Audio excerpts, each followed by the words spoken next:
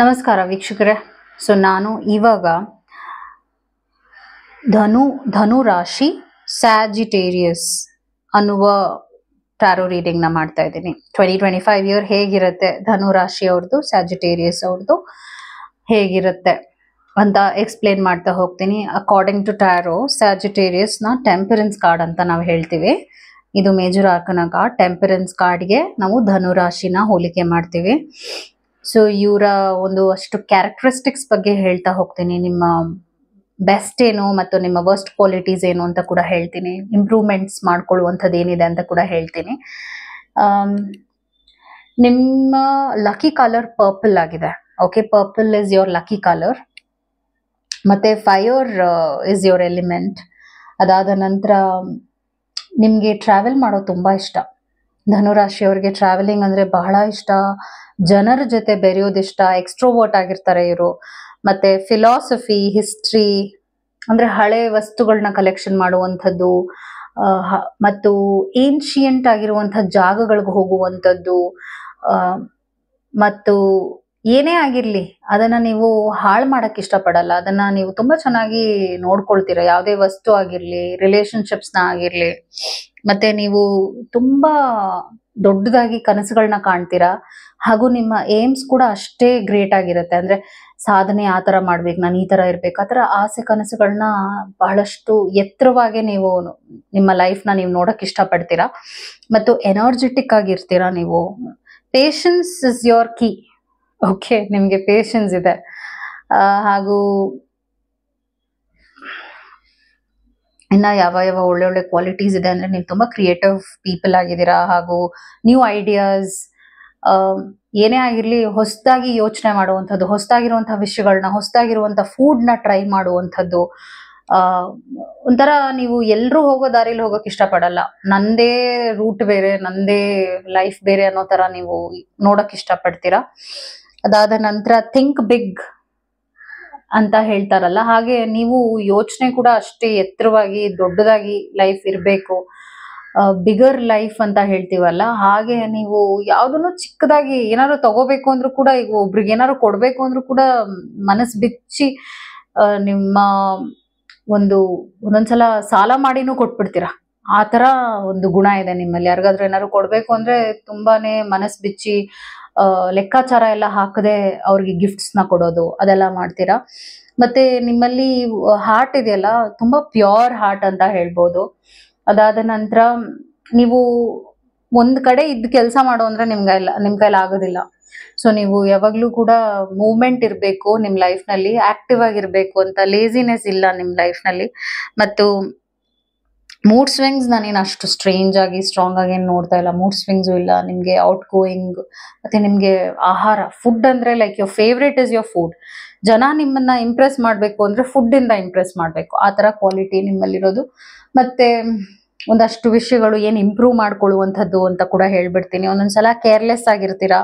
ಅದಾದ ನಂತರ ಹೇಳ್ತೀರಾ, ಆದ್ರೆ ಒಂದೊಂದ್ಸಲ ಏನೋ ಅದ್ರ ಬಗ್ಗೆ ಮಾಡ್ಬೇಕಾ ಬೇಡವಾ ಅಂತ ಒಂದು ಗೊಂದಲಕ್ಕೆ ಒಳಗಾಗ್ಬಿಡ್ತೀರಾ. ಮತ್ತು ಒಂದೊಂದ್ಸಲ ನಿಮ್ಮ ಮಾತಿನಿಂದ ಜನರಿಗೆ ಚುಚ್ಚು ಮಾತಾಡ್ತಾರಲ್ಲ, ಹಾಗೆ ಚುಚ್ಚು ಮಾತಾಡ್ಬಿಡ್ತೀರಾ. ವ್ಯಂಗ್ಯತನ ಒಂದೊಂದ್ಸಲ ಮಾಡ್ಬಿಡ್ತೀರಾ. ಅದರಿಂದ ನೋವಾಗುತ್ತೆ. ಅಂದ್ರೆ ನಿಮ್ ಇಂಟೆನ್ಷನ್ ಅದಾಗಿರೋದಿಲ್ಲ, ಆದ್ರೆ ನೀವು ಪ್ರೆಸೆಂಟ್ ಮಾಡೋದು ಹಾಗಿರುತ್ತೆ. ಅದರಿಂದ ಜನ ನಿಮ್ಮಿಂದ ದೂರ ಆಗುವಂತ ಸಾಧ್ಯತೆ ಇರುತ್ತೆ. ಮತ್ತು ನಿಮ್ಗೆ ಯಾವಾಗ್ಲೂ ಚೇಂಜ್ ಆಗ್ಬೇಕು, ಚೇಂಜ್ನೇ ಎಕ್ಸ್ಪೆಕ್ಟ್ ಮಾಡ್ತೀರಾ. ಆದ್ರೆ ಲೈಫಲ್ಲಿ ಯಾವಾಗ್ಲೂ ಚೇಂಜ್ ಎಕ್ಸ್ಪೆಕ್ಟ್ ಮಾಡಕ್ ಆಗಲ್ಲ ಅಲ್ಲ. ಒಂದೊಂದ್ಸಲ ಲೈಫ್ ಹೇಗಿರ್ಬೇಕೋ ಹಾಗೆ ಇರ್ಬೇಕು. ಸೊ ತೀರಾ ನೀವು ಎಕ್ಸ್ಪೆರಿಮೆಂಟಲ್ ಕೂಡ ಆಗ್ಬಿಡ್ತೀರಾ.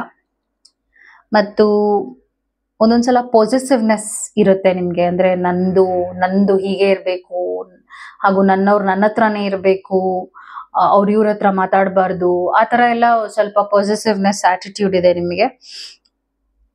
ಮತ್ತೆ ನಿಮ್ಗೆ ಸ್ಪಿರಿಚುವಲ್ ಲೈಫ್ ಅಂದ್ರೆ ಬಹಳ ಇಷ್ಟ.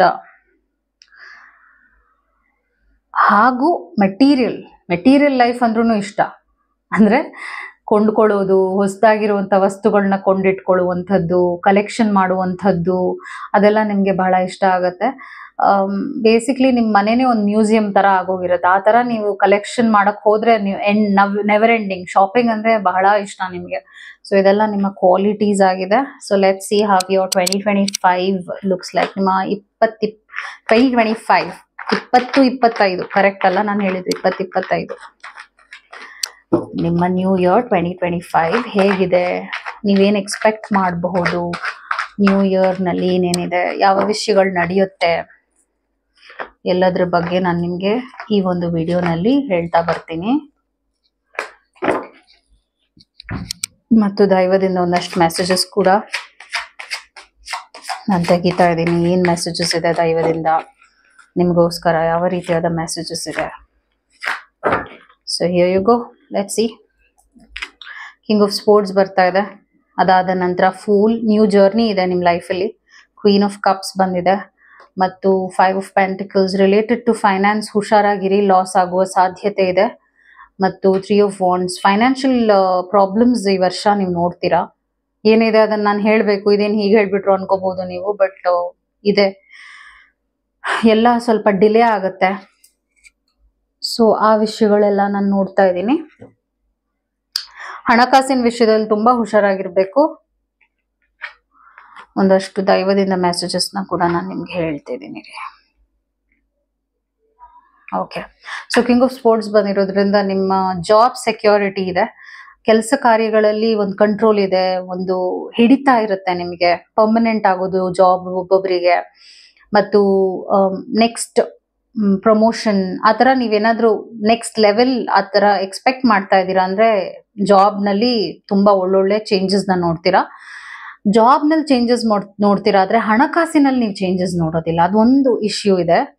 ಮತ್ತು ಹೊಸದಾಗಿರುವಂತ, ಮೇ ಬಿ ಒಬ್ಬೊಬ್ಬರಿಗೆ ಹೊಸದಾಗಿರುವಂತ ಜಾಬ್ ಸಿಗುವಂಥದ್ದು, ನ್ಯೂ ಆಪರ್ಚುನಿಟೀಸ್ ಬರುವಂಥದ್ದು, ಅಥವಾ ನೀವೇ ಹೊಸದಾಗಿ ಏನಾದ್ರೂ ಶುರು ಮಾಡುವಂಥದ್ದು, ಹೊಸದಾಗಿರುವಂತ ಬಿಸ್ನೆಸ್ ನ ಶುರು ಮಾಡುವಂಥದ್ದು, ಅಥವಾ ಏನಾದ್ರೂ ಒಂದು ಶೇರ್ಗೋ ಏನಕ್ಕಾದ್ರೂ ಇನ್ವೆಸ್ಟ್ ಮಾಡುವಂಥದ್ದು, ಆ ವಿಷಯದಲ್ಲೂ ಹುಷಾರಾಗಿರ್ಬೇಕು. ಇನ್ವೆಸ್ಟ್ಮೆಂಟ್ ಮಾಡಬೇಕು, ನೀವೇನೋ ಮಾಡ್ಬೇಕು, ಶುರು ಮಾಡ್ಬೇಕು ಅಂತ ಇದ್ದೀರಾ ಅಂದ್ರೆ ದಯವಿಟ್ಟು ಹುಷಾರಾಗಿರಿ, ಬಿಕಾಸ್ ಲಾಸ್ ಆಗಬಹುದು. ಅದರಿಂದ ಆ ವಿಷಯದಲ್ಲಿ ಹುಷಾರಾಗಿರಿ. ಕ್ವೀನ್ ಆಫ್ ಕಪ್ಸ್ ಬಂದಿರೋದ್ರಿಂದ ಹೆಲ್ತ್ ಚೆನ್ನಾಗಿರುತ್ತೆ. ಹೆಲ್ತ್ ವಿಷಯವಾಗಿ ಏನು ಅಂತ ಮೇಜರ್ ಇಶ್ಯೂಸ್ ನೋಡ್ತಿಲ್ಲ, ಆದ್ರೂ ಕೂಡ ಹೆಲ್ತ್ ರಿಲೇಟೆಡ್ ಟೆಸ್ಟ್ಸ್ ಅಥವಾ ಆ ತರ ಅಲ್ಲಿ ಇಲ್ಲಿ ಖರ್ಚುಗಳಾಗತ್ತೆ. ಡಾಕ್ಟರ್ನ ಮೀಟ್ ಮಾಡುವಂಥದ್ದು ಅದೆಲ್ಲ ಒಂದು ಸ್ವಲ್ಪ ಖರ್ಚುಗಳಿದೆ, ಆದ್ರೆ ಅದು ಮೇಜರ್ ಆಗೇನಿಲ್ಲ. Because of that financially planning ಚೆನ್ನಾಗಿ ಮಾಡ್ಕೊಳ್ಳಿ. ಈ ಜನವರಿಯಿಂದಾನೇ ಪ್ಲಾನಿಂಗ್ ಮಾಡ್ಕೊಳ್ಳಿ. ತೀರಾ ಅನವಶ್ಯಕವಾಗಿ ಖರ್ಚು ಮಾಡಕ್ ಹೋಗ್ಬಿಡಿ. ಬಿಕಾಸ್ ಏನಾಗುತ್ತೆ ಅಂದ್ರೆ ಖರ್ಚು ಮಾಡಾದ್ಮೇಲೆ ನೀವು ಯೋಚನೆ ಮಾಡ್ತೀರಾ, ಅಯ್ಯೋ ಇದಕ್ಕಿಲ್ಲ ಅದಕ್ಕಿಲ್ಲ ಅಂತ. ಸ್ವಲ್ಪ ಟೈಟ್ ಆಗೋಗುತ್ತೆ ಮನಿ ಮ್ಯಾಟರ್ಸ್ ನಲ್ಲಿ ನಿಮ್ಗೆ. 5 ಆಫ್ ಪೆಂಟಿಕಲ್ಸ್ ಬಂದಿರೋದ್ರಿಂದ ಲಾಸ್ ಅಂಡ್ ಪೇನ್ ನಿಮ್ಗೆ ಫ್ಯೂಚರ್ ಕಾರ್ಡ್ ಬಂದಿದೆ. ನೀವು ಇದನ್ನ ತಪ್ಪಿಸಬಹುದು. ಯಾಕೆ ಹೇಳ್ತಾ ಇದ್ದೀನಿ ಅಂದ್ರೆ, ಇವಾಗ ನಿಮ್ಗೆ ಈ ತರ ಆಗತ್ತೆ, ಆಗಬಹುದು ಅಂತ ಬಂದಾಗ ಅದಿನ್ನ ನಿಮ್ ಲೈಫಲ್ಲಿ ಆಗಿಲ್ಲ. ಸೊ ಆ ಒಂದು ವಿಷಯವನ್ನ ನೀವು ಖಂಡಿತವಾಗ್ಲೂ ಬದಲಾಯಿಸ್ಕೋಬಹುದು.